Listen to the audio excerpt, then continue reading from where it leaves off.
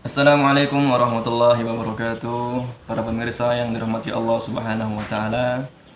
Pada kesempatan kali ini kita akan mendengarkan mengenai mengapa Rasulullah SAW dulu dan para sahabatnya tidak merayakan Maulid atau tidak merayakan hari kelahiran beliau. Tetapi kenapa kita sekarang merayakannya? Nah, kita tunggu jawabannya. Kita dengarkan sama-sama keterangan dari Syekh Samir Al-Qaldi. Simak terus videonya dan jangan di skip agar tidak gagal paham.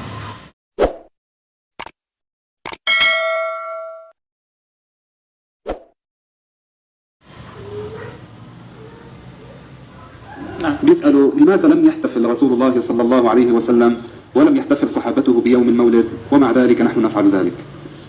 الحمد لله.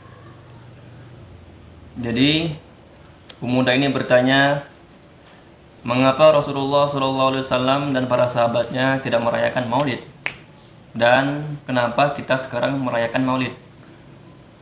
الله رب العالمين له النعمة وله الفضل وله الثناء الحسن صلى الله وسلم على سيدنا محمد وعلى آله وصحبه الطيبين الطاهرين. النبي عليه الصلاة والسلام لم يحتفل بيوم المولد كما نحن نفعل لأسباب تشبه الأسباب التي لم يأمر لأجلها النبي عليه الصلاة والسلام بجمع الناس على إمام واحد لصلاة التراويح والناس يجتمعون عليها من أيام سيدنا عمر. Kemudian Syekh Samir Al-Qaldi beliau menjawab, Alhamdulillah wassalatu wassalamu ala Rasulillah. Nabi SAW tidak merayakan kelahiran beliau. Bahkan sahabatnya pun tidak merayakan kelahiran beliau. Karena beberapa sebab. Sebagaimana Rasulullah SAW tidak pernah memerintahkan untuk membuat salat tarawih berjamaah dengan satu imam. Dan ternyata salat tarawih berjamaah telah dibuat pada zaman Sayyidina Umar radhiyallahu taala anhu. كما أن النبي عليه الصلاة والسلام ما أمر بأذان إنسان يوم الجمعة قبل الصلاة، ومن أيام سيدنا عثمان يؤذنون أذانا ثانيا يوم الجمعة. كما أن النبي عليه الصلاة والسلام لم يأمر المأسور الذي يقدم للقتل أن يصلي ركعتين قبل ذلك، ثم خبيب بن عدي سن ذلك. Dan sebagaimana juga Rasulullah SAW tidak pernah memerintahkan untuk mengerjakan azan Jumat 2 kali.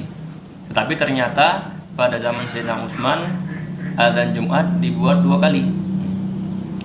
Begitu juga Rasulullah SAW tidak pernah memerintahkan orang yang diputuskan untuk dikisos, dibunuh dengan kisos, untuk disunnahkan salat 2 rakaat terlebih dahulu. Tetapi pada zaman sahabat, orang yang mau dikisos dengan dibunuh, maka disuruh dulu salat 2 rakaat. ولم يكن سمع من النبي عليه الصلاة والسلام مثل هذا. كما أن النبي عليه الصلاة والسلام لم يأمر ببناء المدارس الشرعية ما شاء الله. ولا أمر النبي عليه الصلاة والسلام بنقد المصحف.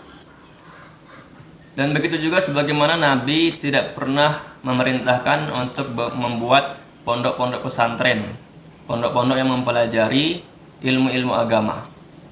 Dan Nabi juga tidak pernah memerintahkan untuk mengharokati Al-Quran, mengharokati dan membuat titiknya Al-Quran. Tidak pernah ada perintah seperti itu. ولا أمر النبي عليه الصلاة والسلام بعمل المحراب المجوف في المسجد إلى غير ذلك. Dan juga Rasulullah SAW tidak pernah memerintahkan membuat mihrab, tempat imam sholat di masjid-masjid. Tidak ada perintah seperti itu. من أمور كثيرة لم يأمر بها النبي عليه الصلاة والسلام لكنها حسنات ممدوحة فاعلها له ثواب عند الله. السبب في ذلك أن النبي عليه الصلاة والسلام كان مشغولا بإرساء القواعد وبتعليم الأسس وبنشر أسس الدين وبنشر توحيد الله وبتعليم الناس أمهات المسائل وبتعليم الناس الطريقة والمنهج الذي ينبغي أن يسيروا عليه. لذلك لما أرسى الدعائم والقواعد انشغل بذلك، فلذلك لم يتكلم عليه الصلاة والسلام في كل مسألة بالتفصيل مما سيكون في المستقبل. Dan masih banyak perkara-perkara yang lain yang dibuat yang tidak ada perintah daripada Nabi SAW, tetapi itu adalah perkara yang bagus dan orang yang mengerjakannya mendapatkan pahala. Kenapa? Apakah sebabnya mengerjakan sesuatu yang tidak pernah diperintahkan Nabi, tapi itu bagus dan dapat pahala? Kenapa sebabnya? Kenapa seperti itu? Karena jawabannya, jadi beliau mengatakan, Syekh Samir Al-Qadhi mengatakan, sebabnya adalah karena Rasulullah SAW sibuk dengan taklim, sibuk dengan mengajarkan manusia, sibuk dengan menyebarkan agama, menyebarkan tauhid, sibuk dengan mengajarkan mengenai usul-usul atau pokok-pokok agama. Jadi Nabi tidak menjelaskan setiap perkara itu dengan tafsil, dengan terperinci. Nabi hanya menjelaskan pokok-pokoknya, dasar-dasarnya, usul-usulnya saja, tidak sampai ke hal-hal yang kecil-kecil. لكنه كان يعلم صلى الله عليه وسلم أنه سيكون من أمته علماء فطاحل يأخذون هذه الأسس فيعرفون ماذا يبنى عليها، يأخذون هذه القواعد فيعرفون ماذا يستخرج منها، يأخذون النصوص التي نص عليها فيعرفون أن يقيسوا عليها ويحكموا على الأمور الحادثة بأحكام صحيحة مبنية على ما حكم به عليه الصلاة والسلام. Tetapi walaupun baginda Nabi SAW tidak menjelaskan setiap perkara, setiap hukum dengan terperinci, tapi Nabi SAW tahu bahwa nanti akan ada ulama-ulama, orang-orang yang dipilih oleh Allah Subhanahu Wa Taala untuk mendalami ilmu agama ini, sehingga mereka tahu dengan pokok-pokok atau usul-usul ataupun dasar-dasar yang telah disampaikan Nabi SAW, tahu manakah hukum-hukum, tahu manakah yang diperbolehkan dan mana yang tidak, mengenai perkara-perkara yang tidak pernah dibuat oleh baginda Rasulullah SAW. للتقريب فقط للتقريب، لو أنك أرسلت إنسانا ليقوم لك بعمل وأنت تعرف أن هذا الإنسان يحسن عمله، يعرف ماذا يفعل، أنت تخبره بالأصل والأساس ثم ترسله ولا تخبره بكل التفاصيل، لأنك تعرف أنه يعرف هذه التفاصيل كلها ويعرف كيف يبني على الأساس الذي أنت أخبرته عنه. هذا للتقريب. Sebagaimana jika Anda mempunyai tangan kanan yang mengerjakan pekerjaan Anda, karyawan dekat dengan Anda, dan Anda tahu bahwa orang tersebut dia adalah orang yang cerdik, pandai dan bagus kerjanya, maka Anda cukup menyampaikan hal-hal yang sifatnya prinsip, sifatnya yang pokok-pokok, yang dasar-dasar.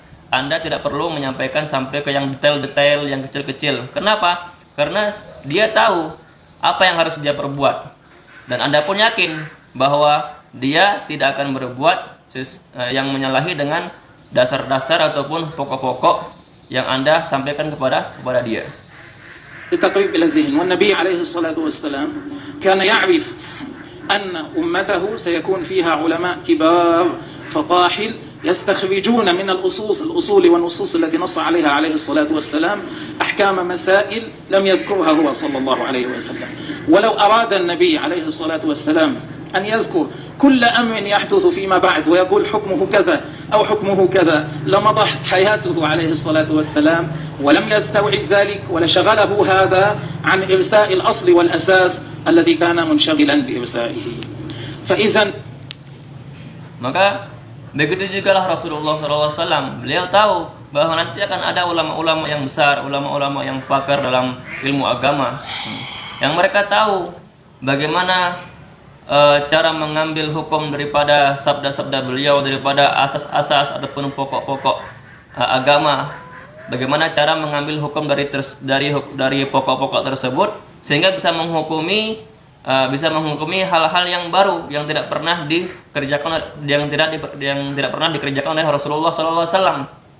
Dan dengan kedalaman ilmu ulama tadi, maka bisa diketahui mana yang bertentangan dengan syariat dan mana yang cocok dengan syariat. Nah, yang cocok dengan kaidah-kaidah yang disampaikan oleh Al-Quran dan hadis, maka berarti itu boleh dikerjakan, bahkan bagus. Adapun yang bertentangan, maka ini tidak boleh dikerjakan. الاحتفال بالمولد عليه الصلاة والسلام ومثله أمور أخرى عديدة إذا فعلناها ولم تكن في زمن النبي عليه الصلاة والسلام فإما أن تكون موافقة للقواعد التي قعدها، القواعد التي بينها عليه الصلاة والسلام، وإما أن لا تكون موافقة.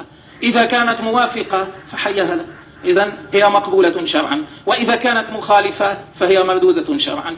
وعلى هذا الدرب مشى علماء المسلمين. أيضا للتقريب، maka begitulah ihtifal bi maulidin nabi, merayakan kelahiran baginda Nabi sallallahu alaihi wasallam dan perkara-perkara yang lainnya yang tidak pernah dikerjakan oleh Rasulullah sallallahu alaihi wasallam. Jika perkara-perkara tersebut sesuai dengan kaidah-kaidah pokok-pokok agama, dasar-dasar agama yang telah disampaikan oleh Rasulullah sallallahu alaihi wasallam, maka itu diterima secara syariat. Tetapi kalau bertentangan dengan kaidah-kaidah tadi, maka dia tertolak dalam syariat. بس للتقريب يتعلم الإنسان القاعدة أن كل ما خرج من السبيلين ناقض للوضوء. طيب بعدين خرج منه إلا المني، بعدين خرج منه الدم. طيب لو لم يخبر أن الدم ناقض الوضوء يقيس على القاعدة، هذا لا يكون أفتى ولا فعل على خلاف ما جاء به النبي عليه الصلاة والسلام. لو كان النبي عليه الصلاة والسلام لم يقل باللفظ خروج الدم ينقض الوضوء من أحد السبيلين ينقض الوضوء، وهكذا غيره. فإذا ليس لنا أن نقول بما أن هذا الأمر لم يكن في أيام النبي عليه الصلاة والسلام أو لم يأمر به النبي عليه الصلاة والسلام بعينه بالنص عليه إذن لا يفعل ويجتنب. لا، الأمر يعرض على قواعد الدين، ما وافقها يؤخذ به وما عارضها يرد، وهكذا أرشدنا النبي. Sebagaimana yang kita ketahui bersama mengenai hukum-hukum syariat. Contohnya, setiap sesuatu yang keluar dari dua jalan, belakang maupun depan, membatalkan wudhu, kecuali air mani. Dari manakah hukum ini muncul? Hukum ini muncul dari hasil pemahaman para ulama mengenai dasar-dasar kaidah-kaidah umum yang telah disampaikan oleh Rasulullah SAW. Nabi SAW sendiri tidak menyampaikan bahwa sesuatu yang keluar dari dua jalan, baik belakang maupun depan, dapat membatalkan wudhu kecuali mani. Nabi tidak menyampaikan seperti itu. Nabi hanya menyampaikan secara global. Tetapi yang membuat terperinci seperti yang kita pelajari saat ini, yang kita pahami saat ini, itu adalah hasil daripada jerih payah ulama dalam mengeluarkan hukum daripada nas-nas, dasar-dasar yang telah disampaikan oleh Rasulullah Shallallahu Alaihi Wasallam. Maka maka hal-hal yang tidak pernah dikerjakan oleh Rasulullah SAW, yang tidak pernah disampaikan oleh Rasulullah SAW, bukan berarti semuanya tidak bisa dikerjakan. Yang cocok dengan kaidah-kaidah maka bisa dikerjakan, diterima, dan yang tidak cocok, yang bertentangan, itulah yang tidak bisa diamalkan secara syariat. Sallallahu alaihi wasallam. لذلك أختم بهذا. عبد الله بن عمر كان يقول في التشهد: أشهد أن لا إله إلا الله وحده لا شريك له، يقول وأنا زدتها، يعني وحده لا شريك له هذه لم ينص عليها النبي عليه الصلاة والسلام، لكن بما أنها لا تخالف الأصل أنا زدتها. وعلماء الإسلام الكبار منذ استحدث المولد ذلك الشيخ التقي النقي وذلك الملك الممجد العالم المجاهد منذ استحدثا الاحتفال بالمولد علماء الإسلام وافقوهما على ذلك، وما زال الأمر على هذا إلى أيامنا. ليش؟ لأنه وافق القواعد التي وضعها رسول الله. Kemudian beliau mengakhiri dengan ceritanya Sayyidina Ibnu Umar radhiyallahu taala anhu, yang mana Sayyidina Ibnu Umar radhiyallahu taala anhu, beliau menambahkan wahdahu la syarikalah dalam tasyahudnya.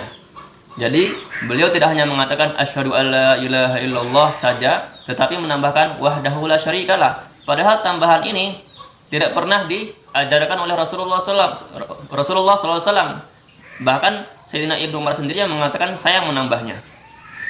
Makanya apa? Makanya diperbolehkan. Kenapa? karena tidak bertentangan dengan syariat. Nah, begitu juga Maulid Nabi ini, merayakan hari kelahiran yang mulia baginda Rasulullah SAW ini yang pertama kali membuatnya adalah ulama besar, termasuk juga seorang raja, yaitu Sultan Salahuddin Al-Ayyubi. Nah, semenjak beliau membuat acara ini, perayaan Maulid Nabi ini, tidak ada satupun ulama yang menentang inisiatif beliau.